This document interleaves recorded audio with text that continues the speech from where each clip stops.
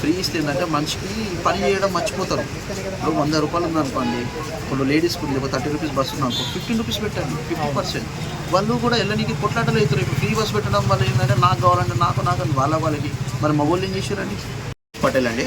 అని ఎక్కడ ఉంటారు? నాది లోకల్ అమీర్పేట. ఓకే. సో నాకు పంజగుట్టలు ఉంటాను కానీ నాది అమీర్పేట మా పెద్దమ్మది. సో రేవంత్ రెడ్డి కాంగ్రెస్ గవర్నమెంట్ వచ్చినప్పటి నుంచి మార్కెట్ ఏం లేదండి. మార్కెట్ లేదు, ఇన్స్టిట్యూషన్స్ తక్కువైనాయి. నిన్న వాటర్ ఫ్లోయింగ్ బాగా అయింది లాస్ట్ 2 వీక్స్లో. మేము రెగ్యులర్ బిజినెస్ చేసేటోళ్ళము, పట్టించుకోవట్లేదు గవర్నమెంట్ కూడా. ఏమి లోకల్గా అధికారులు కూడా ఎవరు పట్టించుకోలేరు. దీనికన్నా బెటర్ ఏంటంటే టీఆర్ఎస్ గవర్నమెంట్ బెటర్ ఉండేది సిటీలో.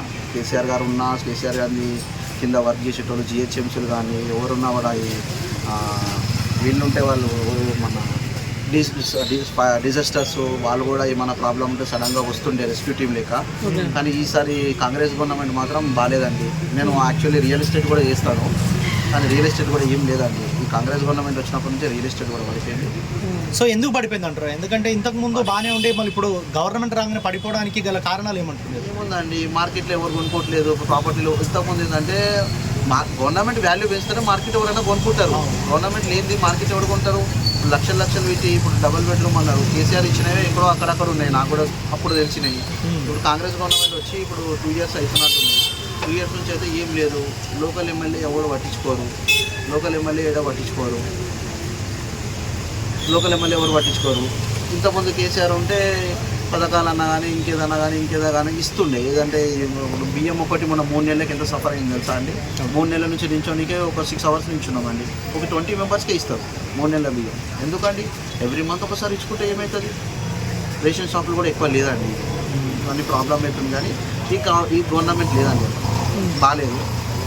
ఇంకోసారి రావద్దని నేను అనుకుంటున్నాను. నేను కూడా డిగ్రీ చదివిన కష్టమవుతుంది కదా. ఇప్పుడు మార్కెట్ చూడండి, రోజు ఇట్లా పోతుండే చాలామంది ఇన్స్టిట్యూషన్స్కి, ఎడ్యుకేషన్ పరంగా కానీ ఎట్లయినా కానీ, హెల్త్ అంటే కొంచెం హాస్పిటల్ కానీ ఎడ్యుకేషన్ పరంగా చాలామంది ఇన్స్టిట్యూషన్స్కి వస్తలే కానీ ఎవరు వస్తలేరు. ఇప్పుడు అమీర్పేట ఎప్పుడైనా మునిగిందా అన్న? ఇంతకుముందు ఈసారి బాగా ఎక్కువ ఈసారి వాటర్ ఫ్లోయింగ్ అయింది. రీసెంట్ 1 వీక్ బ్యాక్ కూడా అయింది. ఎవరు పట్టించుకోలేరండి. ఎందుకు అసలు చర్యలు సరిగ్గా లేవంటారా? ఫస్ట్ ఆఫ్ ఆల్ పైనుంచి కరెక్ట్ ఉంటేనే కదండి కింద ఇన్ఫ్రాస్ట్రక్చర్ బాగుంటుంది. పైనుంచి ఇప్పుడు లాస్ట్ టైం కేసీఆర్ గారు ఉన్నప్పుడు ఏం చేశారంటే కింద 5 డిజాస్టర్స్ని పెట్టారు, జిహెచ్ఎంసీ వాళ్ళని పెట్టారు. ఎనీ ప్రాబ్లం, కరెంట్ వైర్లు ఉన్న ప్రాబ్లం ఉన్నా వెంటనే వాళ్ళకు ఒక సపరేట్ టీం వస్తుండే, తీసుకోపోతుండే. మన లాస్ట్ వీక్ ఏంటంటే అక్కడ వరకు నిండిపోయింది. అక్కడ వరకు నిండిపోయి ఇక్కడ వరకు వాటర్ వచ్చేసాయి షాప్ లోపలికి. మన లాస్ట్ వీకే, ఎప్పుడో కాదు. అట్లా ప్రాబ్లం ఉంది. కింద సిబ్బంది లేదు. జిహెచ్ఎంసీ వాళ్ళు ఎవరు పట్టించుకోరు. ఎందుకంటే 3 o'clock రెయిన్ పడ్డది బాగా, 2 o'clock అయిపోతుంది జిహెచ్ఎంసీ. 3 o'clock ఎవరు రాడు, కరెంట్ వాళ్ళు రారు. వచ్చేటప్పటికి అంతా బ్లాక్. ఇవన్నీ ఇన్స్టిట్యూషన్స్ ఆఫీసులే కాబట్టి ఎవరు పట్టించుకోరు. కానీ వీళ్ళకి కూడా ప్రాబ్లం కదండి. ఇప్పుడు మా బిజినెస్ ఏంది, ఒకప్పుడు బాగా నడుస్తుంది. ఎందుకంటే మనం ఎడ్యుకేషన్ కానీ ఇంకేదైనా కానీ పెంచితేనే పబ్లిక్ మనకి ఇండియాలో నెంబర్ 1 మనది. గుజరాత్ ఉందని ఏదైనా ఉన్నా కానీ ఎడ్యుకేషన్ పరంగా కానీ బిజినెస్ పరంగా కానీ ఏదైనా కానీ నెంబర్ 1 మన తెలంగాణ. ఎందుకంటే మేము కూడా లోకల్ అని చెప్తున్నాం.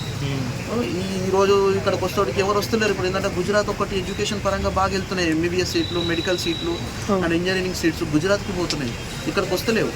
ఎందుకంటే ఫస్ట్ కరెక్ట్ స్ట్రక్చర్ లేదు. కింద ఒకటి కోఆర్డినేషన్ ఎడ్యుకేషన్ మినిస్టర్ ఉంటారు. ఇప్పుడు ప్రజెంట్ అయితే నాకు కూడా తెలుసు ఎడ్యుకేషన్ మినిస్టర్ కూడా ఎవరో తెలియదు. అంటే ఇంతకుముందు నేను చెప్తున్నా, ఇంతకుముందు ఉండే రేవంత్ దగ్గర ఈ మినిస్టర్లని క్యాబినెట్ ఒక సగం తీసుకొని ఇంకో 2-3 ఇయర్స్ అయితే, ఇంకో 2.5 ఇయర్స్ అయితే ఎలక్షన్ స్టార్ట్ అవుతుంది మళ్ళీ. ఇప్పుడు జూబ్లీస్లో బై ఎలక్షన్ ఉంది. నాకు తెలిసి అందులో బీఆర్ఎస్ వస్తేనే బెటర్ అవుతుంది. కాంగ్రెస్ వేస్ట్ అండి. మనంటూ వాళ్ళు బతకాలి అనుకుంటే ముందుకు పోవాలి, కానీ అక్కడ ఆగిపోదు. నా ఉద్దేశం చెప్తున్నాను. సో ఇప్పుడు కాంగ్రెస్ 6 గ్యారంటీలు పెట్టేసి ఇప్పుడు అధికారంలోకి వచ్చిందన్న. సో 6 గ్యారంటీలు ఎట్లా అందుతున్నాయి అంటారు? అంటే మీకు తెలిసిన అప్లికేషన్ పెట్టాను, ఇప్పటిదాకా నో అప్డేట్. అప్లికేషన్ పెట్టి ఇక్కడ తెలంగాణ క్యాంప్ ఆఫీస్ దగ్గర పెట్టాను. ప్రజాభవన్ ఇల్లుకు పెట్టాను. ప్రజాపరిపాలన దగ్గర అక్కడ అప్లికేషన్ పెట్టాను. ఇప్పటిదాకా అప్డేట్ లేదు. ఎవరికి ఇస్తున్నారో తెలియదు. ఎందులో మన 3 months అయితే రేషన్ వచ్చింది. అది కూడా నేను 1 day నుంచి ఇచ్చాను. అంతకన్నా ఏం లేదండి. ఈ పథకాలు ఇవన్నీ కరెక్ట్ లేదు. ఫ్రీ బస్ పెట్టద్దండి. ఫ్రీ బస్ పెట్టి ఎప్పుడు ఏ మనిషికి ఫ్రీ ఇవ్వద్దు. ఫ్రీ ఇస్తే ఏంటంటే మనిషికి పని చేయడం మర్చిపోతారు. ఇప్పుడు 100 రూపాయలు ఉందనుకోండి, ఇప్పుడు లేడీస్కి ఉంది ఒక 30 రూపీస్ బస్సు ఉందనుకో, 15 రూపీస్ పెట్టండి, 50%. వాళ్ళు కూడా వెళ్ళడానికి కొట్లాటలు అవుతారు. ఇప్పుడు ఫ్రీ బస్ పెట్టడం వల్ల ఏంటంటే నాకు కావాలంటే నాకు వాళ్ళకి మరి మగవాళ్ళు ఏం చేశారండి?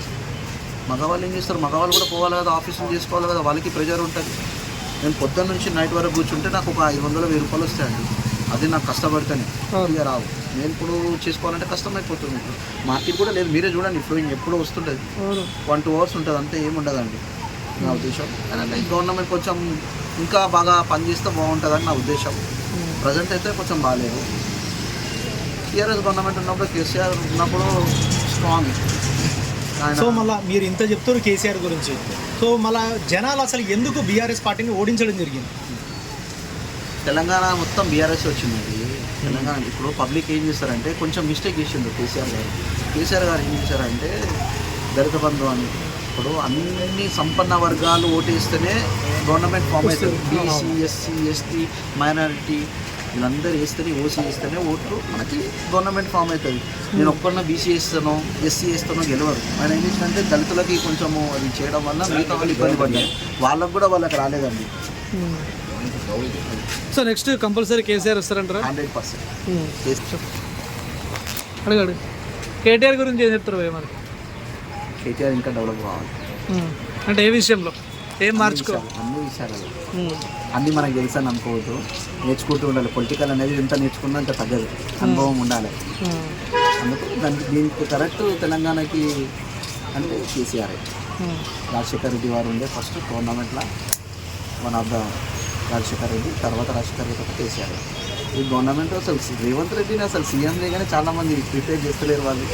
అది మేము కూడా స్టూడెంట్సే కదా, మేము ఇంకా డెవలప్ కావాలి, ఇంకా పోవాలి. హైదరాబాద్, తెలంగాణ డెవలప్ కావాలి. మేము ఇంకా ఇప్పుడు నేను బిజినెస్ జాబ్కి పోకుండా నేను బ్యాంకింగ్ సెక్టర్లో వర్క్ చేసిన. బ్యాంకింగ్ నుంచి వదిలేసి ఇక్కడ కూర్చున్నా అంటే అట్లా ఎక్కడ లేదు మార్కెట్, దానివల్ల నేను బిజినెస్ చూసుకుంటున్నాను, ఇంకా డెవలప్ చేసుకుంటా బిజినెస్. సో ఒకవేళ వచ్చే ఎలక్షన్స్లో మళ్ళీ గెలవాలి ఈ పార్టీ అనుకుంటే ఏ పార్టీ అనుకుంటున్నారు? BRS party. Thank you. KCR సీఎంగా, రేవంత్ రెడ్డి సీఎంగా చూస్తే మీకు ఎలా అనిపిస్తుంది? సీఎంగా పర్ఫెక్ట్ అంటే మీరు నాగలోకానికి చాలా తేడా ఉన్నది. కేసీఆర్, రేవంత్ రెడ్డి ఇంకా నేర్చుకోవాలి.